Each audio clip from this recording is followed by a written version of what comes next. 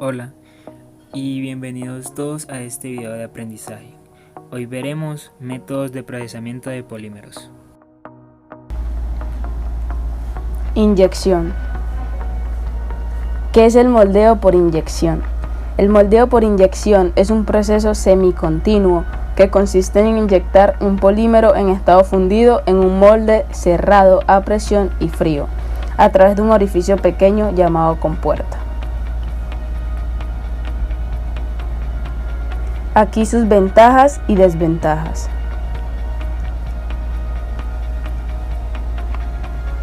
Coinyección. ¿Qué es el moldeo por coinyección? El moldeo por coinyección es un proceso en el que dos o más polímeros diferentes se laminan juntos mediante moldeo por inyección.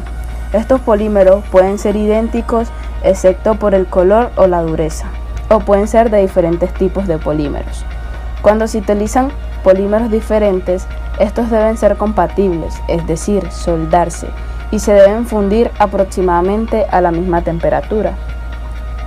El proceso de coinyección se basa en la inyección del material superficial, continúa con una inyección combinada de ambos y finaliza con la inyección de un solo material interno hasta llenar la cavidad. Acá sus ventajas y sus desventajas. Extrusión. ¿Qué es la extrusión? La extrusión es un proceso continuo en el cual los productos acabados se obtienen forzando material fundido a través de una herramienta de conformación. El material utilizado en el proceso de extrusión se caracteriza por un alto nivel de viscosidad y los productos se obtienen con una forma de sección transversal de la forma deseada, como por ejemplo el plástico. Acá sus ventajas y sus desventajas. Coextrusión. ¿Qué es coextrusión? La coextrusión es un proceso de extrusión utilizado para obtener un producto que combina dos texturas, dos materiales diferentes se extruden para formar un solo producto, como por ejemplo una cobertura exterior crujiente elaborada con cereales puede ser extruida junto a una base de relleno dulce o salado. La coextrusión implica el uso de una extrusora, necesaria para crear la carcasa o cubierta exterior, y un sistema auxiliar necesario para realizar la inyección de un relleno. Aquí sus desventajas y una de sus ventajas. Rotomoldeo. El proceso de rotomoldeo consiste en depositar en un molde una cantidad de plástico, ya sea en forma líquida o en polvo. Tras cerrarlo, el molde rota en el interior de un horno a temperaturas entre 250 y 450 grados. El plástico se funde y recubre las paredes internas del molde, y este se retira del horno y es trasladado a una zona de enfriamiento. Finalmente se abre el molde y se retira la pieza hueca. La máquina que hace todo esto es la que se muestra ahora mismo en pantalla. A continuación, sus ventajas y desventajas. Termoformador. El termoformador es dar forma a una lámina de plástico y para ello se calienta dicha lámina a su temperatura de formación y luego se aplica fuerza a este para ser introducido en un molde y darle forma a este, como se muestra a continuación. Este puede ser capaz de formar una membrana libre y flexible, siempre y cuando su peso molecular sea lo suficientemente alto como para soportar el estiramiento. La lámina puede ser arrastrada por el vacío al entrar en contacto con la superficie fría de un molde y vuelve a ser dimensionalmente estable al tomar la forma del molde. A continuación, sus ventajas y desventajas. Moldeos por soplado.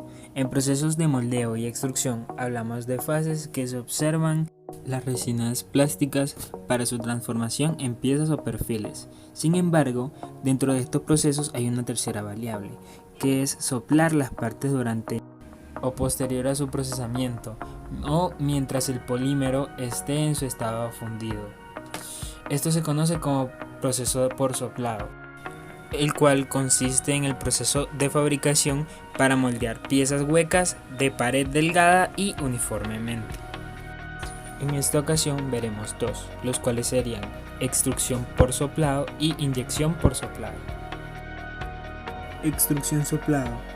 Esta consiste en un tubo caliente de metal plástico fundido, mejor conocido como parizón. Se deja caer desde una extruosa y siendo capturada por un molde enfriado por agua. Una vez los moldes estén cerrados, se inyecta aire a través de la parte superior del cuello de la pieza a ser moldeada, como si estuvieran inflando un globo. Cuando el material plástico caliente se sople y entre en contacto con las paredes del molde, el material se enfría y logra que la pieza mantenga una forma rígida. La extrusión de soplado permite una amplia variedad de formas, de envases, tamaños y aperturas de cuello, así como la producción de productos con mango o asa. Un ejemplo de este, como pueden ver en pantalla, puede ser la producción de botellas.